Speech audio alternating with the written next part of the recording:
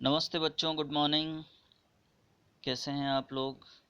आप अपनी अटेंडेंस बराबर देते रहिए और नोट्स बना करके भेजते रहिए। कुछ लोग नहीं भेज रहे हैं, उनसे मैं रिक्वेस्ट भी करूंगा और उनको मैं ऑर्डर भी दूंगा। दोनों ही चीज़ें हैं। पहले रिक्वेस्ट से मान लें तो ठीक है, नहीं तो ऑर्डर, नहीं तो फिर बाद में कुछ और करना पड़ेगा। देखिए, इक्विलिब्रियम चैप्टर हमारा चल रहा है। जो फिगर आपको दिख रहा है ये हमने पढ़ा था, आपको याद आया होगा। QC और KC में रिलेशनशिप अगर दोनों की वैल्यू इक्विवेलेंट है, QC क्या चीज़ है? Reaction coefficient. दोनों अगर बराबर हैं तो इक्विलिब्रियम इस्टेब्लिश हो चुका है। लेकिन अगर QC की वैल्यू ज़्यादा है, इसका मतलब प्रोडक्ट ज़्यादा है, तो वो रिवर्स डायरेक्शन की तरफ मूव करेगा। लेकिन अगर QC की वैल्यू कम है KC के कंपैरिजन में, तो वो फॉरवर्ड डायरेक्शन की तरफ मूव करेगा। अब QC की वैल्यू ज़्यादा कब होगी? जब प्रोडक्ट ज़्यादा होगा इक्विलिब्रियम कंसंट्रेशन से। QC की वैल्यू अगर कम है, कम कब होगी? जब प्रोडक्ट कम होगा, या यूं कह दो कि डिनोमिनेटर में जो रिएक्टेंट्स हैं वो ज़्यादा होगा, तो है ना। अब हम आगे बढ़ते हैं। कैलकुलेटिंग इक्विलिब्रियम कंसंट्रेशन मतलब ये है कि रिएक्शन जब हमने स्टार्ट की उस टाइम पे केवल रिएक्टेंट रहता है, और जैसे जैसे टाइम स्पेंड होता जाता है वैसे वैसे प्रोडक्ट भी बनता है। लेकिन प्रोडक्ट भी रिएक्टेंट की तरफ मूव करके रिएक्टेंट्स बनाता है, यानी रिवर्स वाली रिएक्शन भी चलती है और फॉरवर्ड वाली भी चलती है। स्टार्टिंग में फॉरवर्ड वाली जो रिएक्शन है वो फास्ट होती है और रिवर्स वाली स्लो होती है। टाइम स्पेंडिंग के साथ साथ में फॉरवर्ड की स्पीड या रेट कम होती जाती है और रिवर्स की स्पीड बढ़ती जाती है। एक टाइम ऐसा आता है जब दोनों डायरेक्शन बराबर स्पीड में होती हैं, तो उस टाइम हम बोलेंगे कि इक्विलिब्रियम इस्टेब्लिश हो चुका है। अब इस मोमेंट पर यानी रिएक्टेंट और प्रोडक्ट की इक्विलिब्रियम कंसंट्रेशन क्या है उसको कैलकुलेट करना है, तो कुछ स्टेप्स हमको फॉलो करनी पड़ती है। हालांकि ये स्टेप्स मैं आपको पढ़ के सुनाऊंगा, आप इसको समझना, लेकिन एक्चुअल में ये समझ में तब आएगी जब हम न्यूमेरिकल सॉल्व करेंगे। Write the balance chemical equation for the reaction. Balance reaction लिखो। Under the equation make the ICE table. अब ये ICE टेबल क्या चीज़ है ये देखते हैं हम। देखिए, ICE table, I stands for initial concentration, C stands for change in concentration and E stands for equilibrium concentration. जैसे जैसे हम आगे बढ़ेंगे वैसे वैसे आपको ये चीज़ समझ में आती जाएगी। तो the initial concentrations, the change in concentration on going to equilibrium and equilibrium concentration. Substitute the equilibrium concentration into the equilibrium equation and solve for x. अब ये x क्या चीज़ है और कहाँ से आया? जब बैलेंस इक्वेशन हम लिखते हैं तो इनिशियल कंसंट्रेशन C होगी या M होगी, C for concentration, M for molarity, जो भी जिससे हम उसको रिप्रेजेंट कर रहे हैं, या न्यूमेरिकल के अंदर वैल्यू दे रखी होगी उसकी। उसमें से हम ये एज्यूम करके चलेंगे कि x मोल है या 2x मोल है, 3x मोल है, वो डिकम्पोज होकर के या फिर दूसरे रिएक्टेंट के साथ में रिएक्शन करके और प्रोडक्ट बनाते हैं। तो ये x ही हमको फाइंड आउट करना होता है। x फाइंड आउट करने के बाद में फिर हम इक्विलिब्रियम कंसंट्रेशन की वैल्यू को कैलकुलेट कर सकते हैं। If you are to solve a quadratic equation, choose the mathematical solution which makes chemical sense। अब ये chemical sense का मतलब क्या है? देखो, क्वाड्रेटिक इक्वेशन जब सॉल्व करते हैं तो कभी कभी जो वैल्यू है वो या तो नेगेटिव में आ जाए या फिर पॉइंट में आ जाए, या ऐसा हो सकता है कि जो इनिशियल कंसंट्रेशन है उससे ज़्यादा वो प्रोडक्ट की या रिएक्टेंट की कंसंट्रेशन बता दे, है ना। तो मतलब ये है, और कई बार एक से ज़्यादा वैल्यू आती है, तो आप उसमें आइडेंटिफाई करोगे अपना विवेक का इस्तेमाल करके। फिर next, calculate the equilibrium concentration from the calculated value of x, यानी x की वैल्यू को जो आपने कैलकुलेट कर लिया है अब उससे इक्विलिब्रियम कंसंट्रेशन कैलकुलेट कर सकते हैं। भाई जैसे c माइनस 2x किया हुआ है, तो x की वैल्यू अगर मालूम पड़ गई और c की वैल्यू पहले से न्यूमेरिकल में दी हुई है, तो c माइनस 2x करके हम रिएक्टेंट की कंसंट्रेशन मालूम कर सकते हैं, इसी तरह से प्रोडक्ट की भी मालूम कर सकते हैं।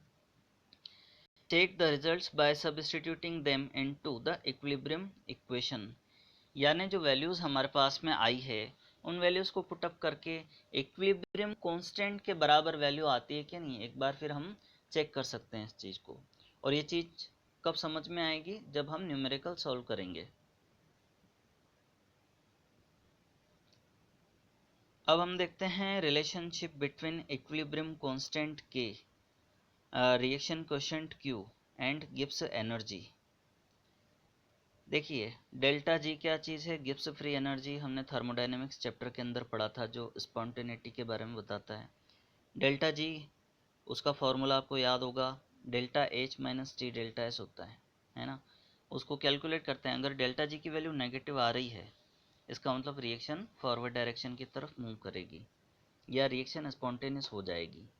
लेकिन अगर डेल्टा जी की वैल्यू ज़ीरो है इसका मतलब इक्विलिब्रियम इस्टेब्लिश हो चुका है, यानी अब लग ऐसा रहा है कि रिएक्शन नहीं हो रही है ना।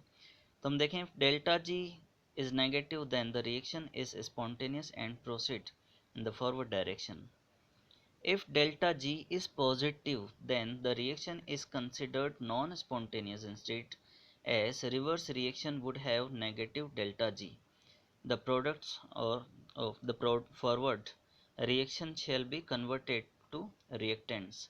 देखिए डेल्टा जी की वैल्यू अगर नेगेटिव है तो फॉरवर्ड डायरेक्शन की तरफ मूव करेगी, अगर नेगेटिव नहीं है या ज़ीरो है तो इक्विलिब्रियम एस्टेब्लिश्ड है, अगर पॉजिटिव है तो हम ये कहेंगे कि जो रिवर्स रिएक्शन है इसकी वो पॉसिबल होगी, यानी जो रिवर्स रिएक्शन है उसके लिए डेल्टा जी की वैल्यू नेगेटिव हो जाएगी, है ना। If delta G is equal to zero reaction has achieved equilibrium and at this point then no longer any free energy left to drive the reaction, यानी कोई अब फ्री एनर्जी नहीं बची है जो उस रिएक्शन को प्रोसीड करे।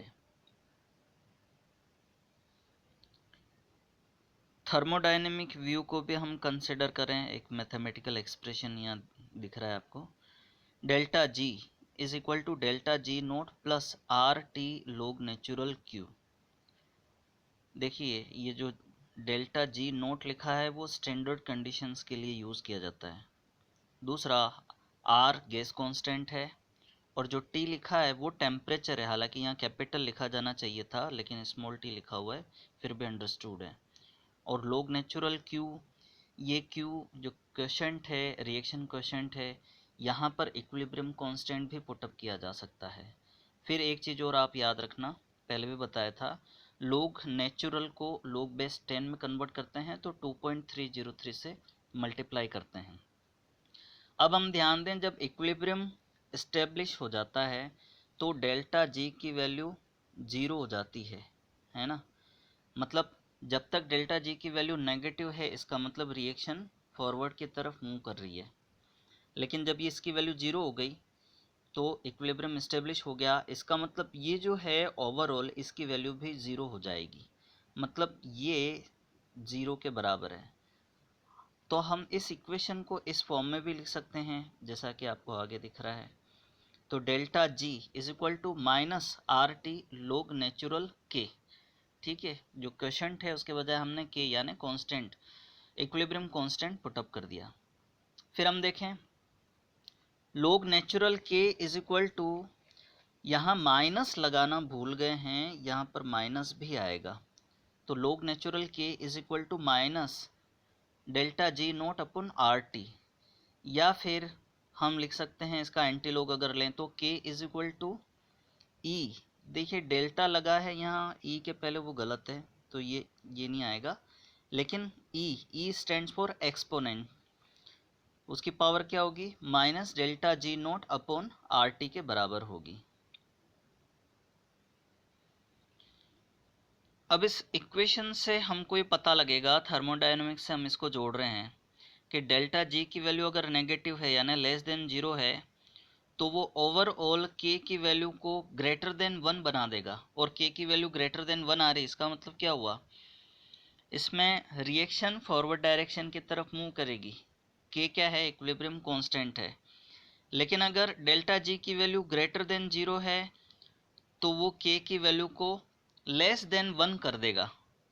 इसका मतलब क्या हुआ कि रिएक्शन रिवर्स डायरेक्शन की तरफ मूव कर रही है, यानी हम बोल सकते हैं कि इसमें प्रोडक्ट डोमिनेंट है और रिएक्टेंट कम है, तो प्रोडक्ट से रिएक्टेंट की तरफ रिएक्शन मूव करेगी। अब हम देखते हैं फैक्टर्स अफेक्टिंग इक्विलिब्रिया। ली चैटेलियर प्रिंसिपल, यानी जो फैक्टर्स इक्विलिब्रियम को अफेक्ट करते हैं उनके बारे में हम स्टडी करें। ये प्रिंसिपल क्या बोलता है, ली चैटेलियर का principle? It states that a change in any of the factors that determine the equilibrium conditions of a system will cause the system to change in such a manner so as to reduce or to counteract the effect of the change। ये definition हमारी NCERT वाली book के अंदर भी लिखी हुई है, तो आप उसको भी देखना, उसके अंदर पूरी मिल जाएगी, क्योंकि इसके अंदर इस फिगर के नीचे कुछ लाइन छुप गई है। देखिए ये क्या बोलता है कि अगर हम कोई बाहर से ऐसा फैक्टर उसमें इंट्रोड्यूस करते हैं जहां इक्विलिब्रियम एस्टेब्लिश्ड है, तो वो इक्विलिब्रियम इस तरह से शिफ्ट होता है कि बाहर वाला जो फैक्टर इंट्रोड्यूस किया गया है उसके इफेक्ट को वो कम कर सके। सिंपली, अच्छा ये जितने भी फिजिकल और केमिकल इक्विलिब्रिया है उन सब के लिए एप्लीकेबल होगा। यहाँ जो फिगर आपको दिख रहा है, इस फिगर को देख करके समझो। ये फिगर सिंपली इसको एक्सप्लेन करने के लिए बताया गया है कि जैसे एक सिलेंडर में पिस्टन लगाया हुआ है, ठीक है। अगर हम उस पिस्टन को दबाते हैं तो अंदर की तरफ प्रेशर बढ़ेगा। अब हमने जैसे अपना जो एक्सटर्नल फोर्स लगा रहे हैं उसको हटाया तो वो पिस्टन वापस से ऊपर की तरफ मूव करने लगेगा, ठीक है। तो एक कंडीशन पर आकर के वो स्टॉप हो जाएगा। इसका मतलब क्या हुआ, बाहर का और अंदर का प्रेशर जब बराबर हो जाएगा तो पिस्टन स्टॉप हो जाएगा। लेकिन अगर हम उल्टा करें, उसको हम ऊपर की तरफ खींचे और थोड़ा, तो क्या होगा, ये वापस से नीचे की तरफ मूव करेगा। रीज़न क्या है, पहले वाला जो केस था वहाँ क्या हुआ था, अंदर प्रेशर बढ़ गया था, तो वो उसको वापस से इस्टेब्लिश करने के लिए पिस्टन को धक्का देता है। लेकिन जब हमने पिस्टन को ऊपर की तरफ खींचा तो उसको अंदर की तरफ प्रेशर कम हो गया, तो बाहर वाला जो प्रेशर है वो अप्लाई होगा, वो उसको रीस्टेब्लिश कर देगा। इफेक्ट ऑफ कंसंट्रेशन चेंज, यानी हम अगर जब इक्विलिब्रियम एस्टेब्लिश हो चुका है और अब हम कंसंट्रेशन को चेंज करें, चाहे रिएक्टेंट की चेंज करें, चाहे प्रोडक्ट की चेंज करें, चाहे रिएक्टेंट की कंसंट्रेशन हम बढ़ा दें या कम कर दें, या प्रोडक्ट की कंसंट्रेशन को बढ़ा दें या कम कर दें, तो इक्विलिब्रियम ऑब्वियसली डिस्टर्ब हो जाएगा। लेकिन धीरे धीरे ये वापस अपने आप को एस्टेब्लिश करेगा। तो चैटेलियर प्रिंसिपल क्या बोलता है, the concentration stress of an added reactant or product is relieved by net reaction in the direction that consumes the added substance. यानी इसकी जो इक्विलिब्रियम है उसकी शिफ्टिंग, अगर हम चाहे रिएक्टेंट ऐड करें या फिर प्रोडक्ट ऐड करें एक्सेस में, तो ये उस तरफ शिफ्ट होगा जिस तरफ ये जो ऐड किया गया है वो कंज्यूम हो जाए। ऑब्वियसली आपको सीधा सीधा समझ में आ रहा होगा, रिएक्टेंट अगर हमने ऐड कर दिया मतलब रिएक्टेंट की कंसंट्रेशन बढ़ गई, तो अब ये कंज्यूम करेगा उस रिएक्टेंट को, तो ये फॉरवर्ड डायरेक्शन की तरफ मूव करेगा। लेकिन अगर प्रोडक्ट हमने ऐड कर दिया, जो इक्विलिब्रियम की कंडीशन एस्टेब्लिश हो चुकी है उसके बाद, तो अब प्रोडक्ट कंज्यूम होगा और वो रिएक्टेंट में कन्वर्ट होगा। इसका मतलब रिवर्स डायरेक्शन की तरफ शिफ्टिंग होगी। इसका उल्टा भी सही है, अगर इक्विलिब्रियम एस्टेब्लिश हो गया है और रिएक्टेंट की कंसंट्रेशन कम करते हैं या फिर प्रोडक्ट की कंसंट्रेशन कम करते हैं, तो रिएक्टेंट की कम करने पर रिवर्स डायरेक्शन में मूव करेगा इक्विलिब्रियम, या केमिकल रिएक्शन रिवर्स डायरेक्शन में आएगी, क्योंकि हमने रिएक्टेंट हटा दिया है, रिएक्टेंट की कंसंट्रेशन कम हो गई, अब उसको वापस बढ़ानी है, तो जो प्रोडक्ट है वो रिएक्टेंट बनाना शुरू कर देगा।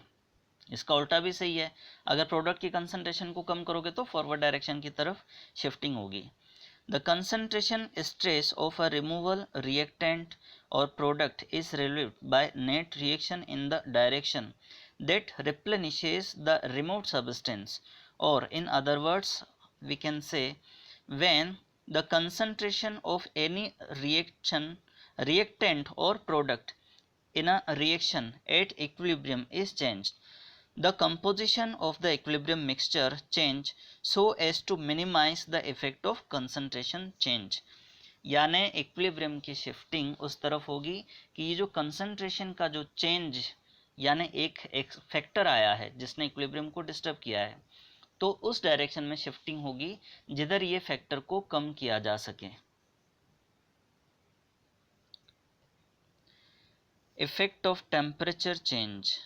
बच्चों, इससे पहले हमने जो कंसंट्रेशन में चेंज वाला फैक्टर पढ़ा था उसमें ये चीज़ ध्यान रखना कि इक्विलिब्रियम कांस्टेंट की वैल्यू पर कोई फ़र्क नहीं पड़ता है। भले ही इक्विलिब्रियम डिस्टर्ब हो जाता है तो जो रिएक्शन कोशेंट है यानी Q वो चेंज हो जाएगा, लेकिन धीरे धीरे वापस वो इक्विलिब्रियम को स्टेब्लिश कर लेता है। तो जो इक्विलिब्रियम कांस्टेंट की वैल्यू है जो पहले आ रही थी वही की वही बाद में भी आएगी, लेकिन टेम्परेचर ऐसा फैक्टर है कि अगर ये चेंज हो गया तो इक्विलिब्रियम कांस्टेंट तो डिस्टर्ब होगा ही, इक्विलिब्रियम भी डिस्टर्ब होगा और इक्विलिब्रियम कांस्टेंट भी डिस्टर्ब हो जाएगा। तो जो कंसंट्रेशन चेंज करते हैं तो केवल इक्विलिब्रियम डिस्टर्ब होता है, लेकिन जब टेम्परेचर चेंज करते हैं तो इक्विलिब्रियम भी चेंज हो जाता है और इक्विलिब्रियम कांस्टेंट भी चेंज हो जाता है। अब हम देखें, in general temperature depends on the delta H for the reaction. Delta H क्या है? एंथैल्पी, हमने थर्मोडायनेमिक्स वाले चैप्टर के अंदर पढ़ा हुआ है। The equilibrium constant for an exothermic reaction decreases as the temperature increases. In this case delta H is negative.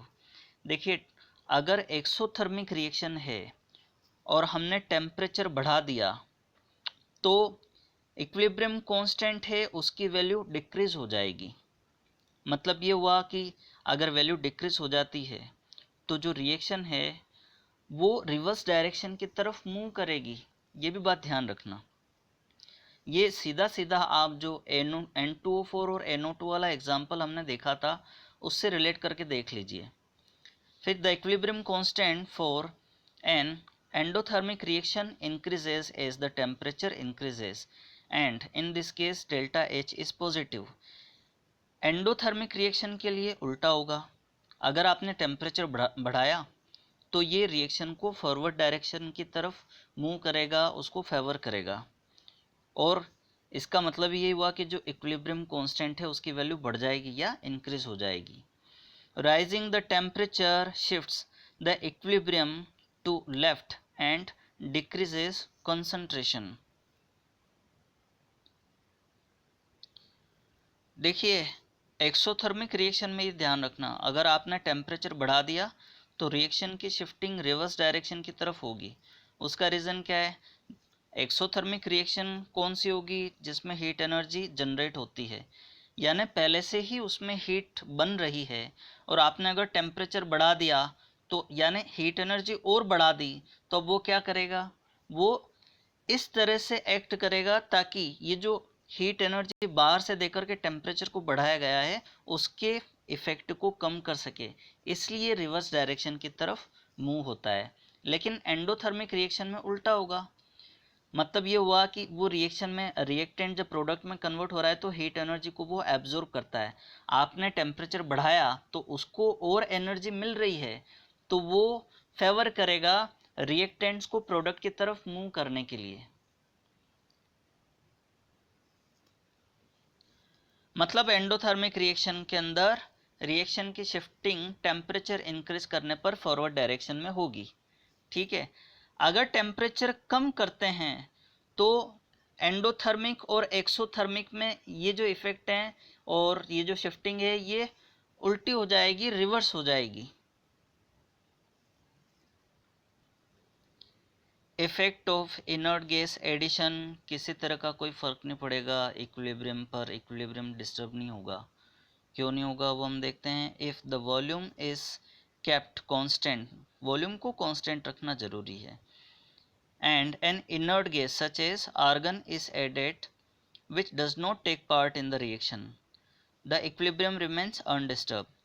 It is because the addition of an inert gas at constant volume does not change the partial pressure or the molar concentration of the substance involve in the reaction. यानी inert gas को add कर दिया, overall pressure भले ही बढ़ जाए लेकिन जो reactants और प्रोडक्ट्स जो गैसियस फॉर्म में हैं उनके पार्शियल प्रेशर पर किसी तरह का कोई इफेक्ट नहीं डालती है। तो इनर्ट गैस से कोई इफेक्ट नहीं पड़ता है। तो आज हम इतना ही रहने देते हैं, बाकी के जो फैक्टर्स हैं उनको हम नेक्स्ट वीडियो के अंदर देखेंगे और उसके बाद में हम आयनिक इक्विलिब्रिया स्टार्ट करेंगे। आप लोग अपनी अटेंडेंस को कमेंट कीजिए और नोट्स बना करके भेजिए। Thank you.